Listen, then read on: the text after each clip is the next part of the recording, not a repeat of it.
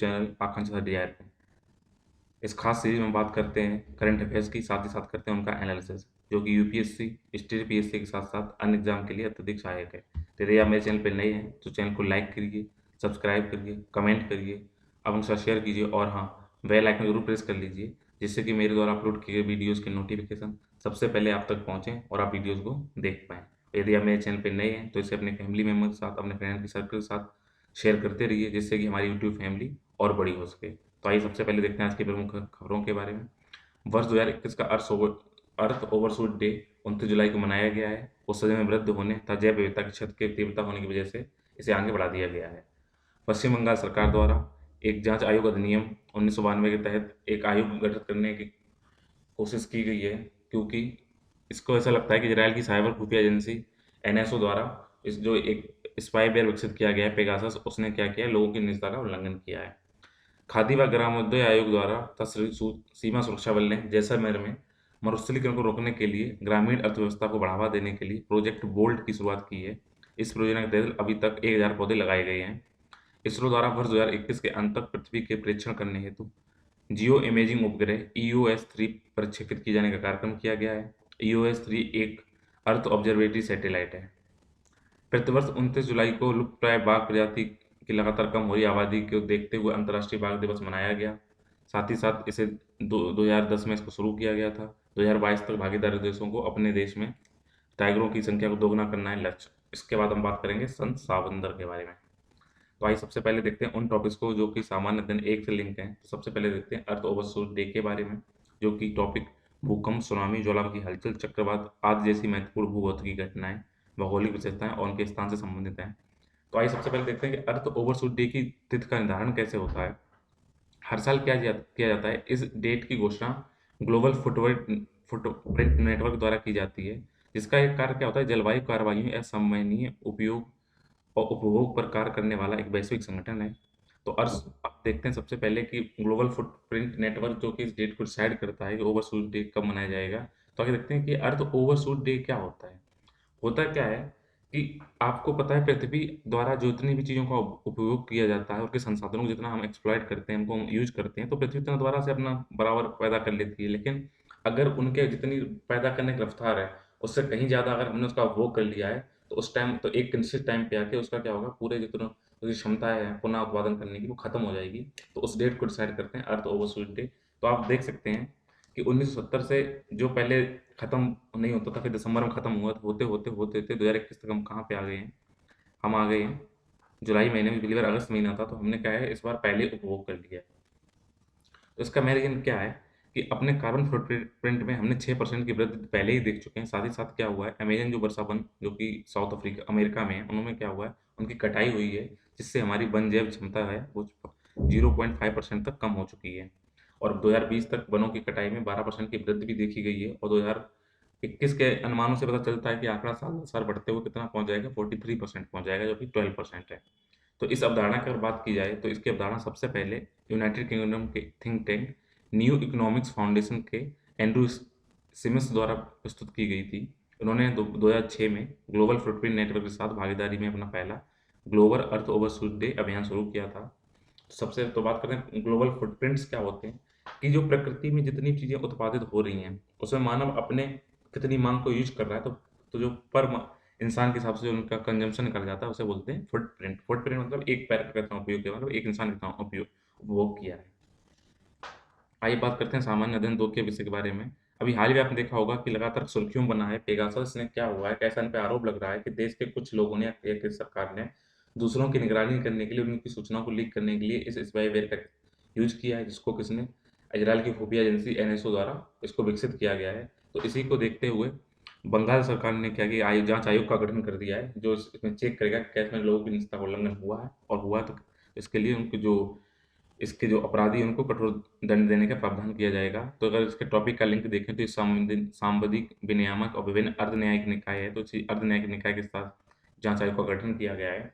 इस प्रकार के आयोग गठन करने की शक्ति केंद्र सरकार और राज्य सरकार दोनों के पास होती है।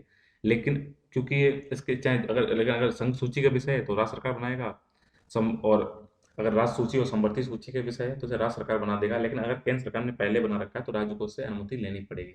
तो इसकी जो शक्तियों की बात की जाए तो जांच आयोग अधिनियम जो 1952 है, इसके अंतर्गत सरकार द्वारा गठित की आयोग की शक्ति होती है वो सिविल प्रक्रिया संहिता 1908 के द्वारा मिलती है। इसमें इनको क्या होता है, इनके बहुत सारे अधिकार बन जाते हैं कि जो सिविल कोर्ट के पास होते हैं, अर्थात आप उसको सुनवाई कर सकते हो, लोगों को बुला सकते हो, जांच करवा सकते हो, उनको ऑर्डर दे सकते हो। तो आपको मैंने पहले बता दिया कि आपको संविधान की अनुसूची संविधान की 7वीं अनुसूची है, उसके अंतर्गत क्या है, 3 सूचियाँ बनाई गई हैं, संघ सूची, राष्ट्र सूची और संपत्ति सूची। तो इसमें संघ सूची और राष्ट्र सूची के विषय जो मैंने बता रखा है उस हिसाब से इसमें बनता है आयोग। अगर प्रशासनिक जांच आयोग के मामले की अगर सूचना सूची संबंधित किया जाए तो इस जांच आयोग का गठन करने के तो पश्चिम बंगाल सरकार द्वारा इन्होंने ये लॉजिक दिया है कि लोक व्यवस्था और पुलिस क्योंकि राज्य का विषय है, इसलिए लोक व्यवस्था को संभालने के लिए, पुलिस को देखने के लिए कार्रवाई को, इसमें हमने इसके साथ कार्रवाई की है, जांच आयोग गठन करने का निर्देश दिया है। इसके अलावा डाक और टेलीग्राफ, टेलीफोन, वायरलेस प्रसारण और जांच के अन्य माध्यम संघ सूची की प्रविष्टि करके संबंधित है। ये काम संघ सूची का विषय, तो उन्होंने केवल इसका आधार माना है लोक व्यवस्था और पुलिसिंग के द्वारा। आइए बात करते हैं सामान्य अध्ययन 3 से संबंधित विषयों के बारे में। तो आज देखते हैं प्रोजेक्ट बोल्ड। अगर अगर बोल्ड की फुल फॉर्म देखी जाए तो bamboo oasis on lands in drought, अर्थात सूखे की स्थिति में भू क्षेत्र पर बांस मरु उद्यान को उगाना। तो इसको खादी व ग्रामोदय आयोग द्वारा राजस्थान में शुरू किया गया। तो आपसे क्वेश्चन आएंगे कि बोल्ड कहाँ चालू किया गया, तो राजस्थान में शुरू किया गया है। और इसका टॉपिक से लिंक है ये पर्यावरण के संरक्षण, उसके प्रदूषण क्षरण का प्रभाव, पर्यावरण पर प्रभाव और उसके आकलन संबंधित है।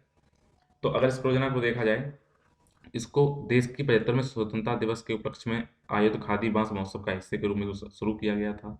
इसका उद्देश्य क्या है? इसका उद्देश्य ऐसे क्षेत्र जो या तो शुष्क हैं या अर्ध शुष्क हैं, उन क्षेत्रों में बांस लगाकर क्या करना है, हरित पट्टियों को विकास करना है, ग्रीन बेल्ट बनाना है। साथ ही साथ उससे क्या होगा कि डेजर्टिफिकेशन जो मरुस्थलीकरण बढ़ रहा है उसको कम करने में फायदा मिलेगी। साथ ही साथ वहाँ के लोकल लोगों को वहाँ पे एम्प्लॉयमेंट मिलेगा, एक बहुविषयक ग्रामीण उद्योग सहायता मिलेगी। तो अगर बात की जाए तो इस क्षेत्र में बांस को ही क्यों चुना गया? क्योंकि बांस को इसलिए चुना जाता है कि अगर एक बार बांस की आप फसल लगाते हैं तो इसे 3 साल के अंदर आप क्या कर सकते हैं, इसकी उपज से आप उसको कटाई चालू कर सकते हैं, आपको रुपया मिलना चालू हो जाता है। इसके साथ ही साथ क्या होता है सॉरी, एक तो क्या करता है, पानी को संरक्षण करने में ये हेल्प तो करता ही है, साथ साथ क्या है, क्योंकि पूरे भूमि के ऊपर बिछा होता है तो उसमें करता है भूमि के अंदर ह्यूमिडिटी कम नहीं हो पाती, नमी कम नहीं हो पाती, बाष्पीकरण कोई नहीं ज़्यादा होने देता है, जो कि शुष्क सूखा सूखाग्रस्त जो क्षेत्र होते हैं उनकी विशेषता है, उसमें ये सही सटीक बैठता है। तो आइए बात करते हैं खादी और ग्राम उद्योग आयोग के बारे में। तो उस आयोग को एक वैधानिक निकाय का दर्जा प्राप्त है जिसको 1956 में स्थापित किया गया था। इनका कार्य क्या होता है कि ग्रामीण क्षेत्रों के डेवलपमेंट और साथ ही साथ उन जो ग्रामीण क्षेत्रों से संबंधित ट्रिब्यूनल हैं उनके साथ ही समन्वय स्थापित करते हैं और उनके गांव क्षेत्रों में डेवलपमेंट करने में हेल्प करते हैं। तो ये क्या बेसिकली होते हैं, इसको सूक्ष्म लघु और मध्यम उद्यम मंत्रालय द्वारा के अधीन ये कार्य करता है, khadi and village industry commission act. ठीक है, आइए बात करते हैं EOS-03 के बारे में, जो कि लिंक है हमारे टॉपिक सूचना प्रौद्योगिकी, अंतरिक्ष, computer, robotics, nano technology, biotechnology, intellectual property right, उनसे संबंधित विषय और उनकी जागरूकता के बारे में। तो ईओएस के जो हम देखते हैं कि इसको लॉन्च, इसरो जो लॉन्च कर रहा है, इसके क्या हमें हेल्प मिलेगी, इसका यूज कहाँ कहाँ होगा? सबसे पहले इसका यूज होगा बाढ़ और चक्रवात जैसी जो प्राकृतिक आपदाएं आती हैं उसको आप रियल टाइम आप में मॉनिटरिंग कर सकेंगे। साथ ही साथ दिन में क्योंकि 4 से 5 बार हमारी देश को देखेगा, उसको रिमोट करेगा, तो उससे हमें हेल्प मिलेगी अब सटीक जो भी बाढ़ आ रही है, चक्रवात आ रहा है, तो सटीक निर्णय लेने में। तो ईओएस के साथ ही क्या करेगा ये उपग्रह, ये यूएस या तो जल निकायों के साथ साथ फसल, वनस्पति, वन आवरण इन परिवर्तन होंगे, कटाई वटाई हो रही है, लोग क्या कर रहे हैं, उसको भी क्या करेगा ये वहाँ पे देख सकेगा। अगर इसकी देखें कि ऑप्टिकल उपकरण जो भी हमारे उपकरण होते हैं उनके क्या पे ये इसके अंदर रडार इमेजिंग सैटेलाइट लगाई गई है, तो इससे फ़ायदा क्या होता है? इससे फ़ायदा ये होता है कि कोई मौसम हो, बादल हो, कोहरा हो, सौर प्रकाश की कमी कोई भी हो, तो इससे प्रभाव नहीं पड़ता है, ये आसानी से देख लेता है। तो इसीलिए इसको सभी परिस्थितियों में हर समय उच्च गुणवत्ता वाले चित्र प्रदान करने के रूप में जाना जाता है। और बात करें कि इसरो ने अभी तक कौन-कौन से अपने उपग्रह लॉन्च किए हैं, तो अगर आप उनको थोड़ा-सा नाम जान लें तो अच्छा रहेगा। आ सकता है कभी आपके पेपर में, इसरो द्वारा किसे-किसे लॉन्च किया गया है, इनमें से किसे इसरो ने लॉन्च किया, उसमें है Resourcesat 2, 2A, Cartosat 1, 2, 2A, 2B, RISAT 1 and 2, Oceansat 2, Megha Tropiques, SARAL, INSAT, 3DR, 3D आदि हैं। आइए बात करते हैं इंटरनेशनल टाइगर डे के बारे में। 29 जुलाई को जो हर साल मनाया जाता है, क्योंकि आपको पता है कि टाइगर की पॉपुलेशन लगातार कम होती जा रही है। इसकी घोषणा 2010 में की गई थी, कहाँ पे? रूस के सेंट पीटर्सबर्ग में आयोजित टाइगर समिट में की गई थी। इसके अगर टॉपिक का लिंक देखें तो ये पर्यावरण के संरक्षण, उनके प्रदूषण, प्रभाव प्रभाव और आकलन से संबंधित है। अगर इसके बारे में प्रमुख फैक्ट देखें तो वर्ल्ड वाइड फॉर नेचर जो हमारा एक संस्था है, उनके अनुसार 150 वर्षों में बाघों की संख्या लगभग 90% कम हो गई है। अर्थात अगर पूरे देश वर्ल्ड में अगर 1000 बाघ थे तो 950 तो मर ही गए हैं, बस 50 ही बचे हैं। भागर सॉरी भारत में अगर बात की जाए तो यहाँ पे रॉयल टाइगर्स पाए जाते हैं, रॉयल टाइगर जैसे खासकर बंगाल में प्रसिद्ध है। तो जिनकी जो प्रेजेंट टाइम जो जनसंख्या है वो 2967 है, जो कि पूरे वर्ल्ड की 70% हम रख रहे हैं। ये हमारे लिए प्राउड की बात है कि हम इनको दोबारा से बढ़ा रहे हैं, और पूरे वर्ल्ड में 2967 हमारे देश में पाए जाते हैं। अगर हमारे देश में बात की जाए तो सबसे ज़्यादा हमारे यहाँ एमपी में 526, उनके बाद कर्नाटक में है 524, फिर है उत्तराखंड में 442। अगर एमपी में खास बात की जाए तो इसमें सबसे इम्पोर्टेंट है बांधवगढ़ राष्ट्रीय उद्यान है, जो नेशनल यहाँ पे जो गार्डन है, तो वो है बांधवगढ़, उस जहाँ पे रॉयल बंगाल टाइगर पाए जाते हैं। साथ ही साथ ये बाघों की सर्वाधिक घनत्व भी यहीं पे है। साथ ही साथ एमपी में ही दूसरा टाइगर रिजर्व है कान्हा बाघ अभ्यारण्य। यहाँ पे क्या है, यहाँ पे भूर सिंह बारहसिंगा है को आधिकारिक तौर पर अपने शुभंकर के रूप में इसने पेश करने वाला भारत का पहला बाघ अभ्यारण्य है, कान्हा बाघ अभ्यारण्य। तो सबसे अधिक है बांधवगढ़ में, उसके बाद है कान्हा में। अगर मैप के थ्रू देखें तो हम देखते हैं कि 2006 में जहाँ हमारे पास 1411 थे, तो वहीं 2018 में हमने लगभग इनका दोगुना करके 200% बढ़ाकर 2967 कर दिए हैं। तो हमारे किस किन राज्यों में पाए जाते हैं, तो ये है उत्तराखंड, असम, उत्तर प्रदेश, मध्य प्रदेश, महाराष्ट्र, कर्नाटक, केरल और तमिलनाडु में। और उसके बात की जाए, अगर पूरे वर्ल्ड में देखें तो फिर रसिया में आते हैं 433, फिर इंडोनेशिया, मलेशिया, नेपाल में है, थाईलैंड, बांग्लादेश में है, भूटान में है, म्यांमार में है, और बचे वो पूरे विश्व में फिर बचे 14 पाए जाते हैं। अगर इनको बाघ के संरक्षण करने के प्रयास किया देखें तो राष्ट्रीय स्तर पर और अंतर्राष्ट्रीय पे क्या प्रयास किए गए हैं, तो हमारे देश में क्या किया गया है, नेशनल टाइगर कंजर्वेशन अथॉरिटी बनाई गई है। इसने एक नया मोबाइल मॉनिटरिंग ऐप लॉन्च किया जिसका नाम है एम स्ट्रिप्स, इसकी फुल फॉर्म है monitoring system for tigers incentive protection and ecological status, launch किया है, जिससे आप इसकी निगरानी कर सकते हैं। साथ ही साथ सेंट पीटर्सबर्ग में टाइगर समिट हुई 2010 में, उन्होंने क्या किया, जिसमें जितने भी देश थे उनको TX2 की अवधारणा दी गई थी, यानी कि आपको क्या करना है, अपने देश में टाइगरों को डबल करना है। इसके अलावा विश्व बैंक भी ग्लोबल टाइगर इंसेंटिव के द्वारा उनको हेल्प कर रही है। साथ ही साथ 1973 में भारत ने प्रोजेक्ट टाइगर, हमने देखा सब वर्ल्ड में सबसे पहले स्टार्ट किया, प्रोजेक्ट टाइगर हमने शुरुआत कर दी थी। साथ ही साथ वर्तमान टाइम अगर बात करें देश के अंदर, तो 50 से ऐसे कंजर्व क्षेत्र हैं जहाँ पे भौगोलिक क्षेत्र के लगभग 2% बराबर क्षेत्रफल में सफलतापूर्वक हमने इसको जारी किया हुआ है। अगर टाइगर की स्थिति के बारे में बात की जाए तो ये भारतीय वन्यजीव संरक्षण अधिनियम 1972 के अंतर्गत अनुसूची 1 में है, और अनुसूची 1 में उन चीज़ों को डाला जाता है जो बहुत ही खतरनाक स्तर पर पहुंच चुकी हैं, वो समाप्त होने वाली हैं। आयुषन की अर्थात international union for conservation of nature की अगर जो लिस्ट जारी करती है रेड लिस्ट, तो इसका याद नाम रखिए, आयुषन किस लिस्ट जारी करती है, रेड लिस्ट को, इसमें इसको लुप्तप्राय घोषित कर दिया गया है। साथ ही साथ अगर साइट्स की बात की जाए, अर्थात लुप्तप्राय वन जीव तथा वनस्पति प्रजातियों के अंतर्राष्ट्रीय व्यापार पर अब समय में, तो वहां पर इसको परिशिष्ट 1 में डाला गया है।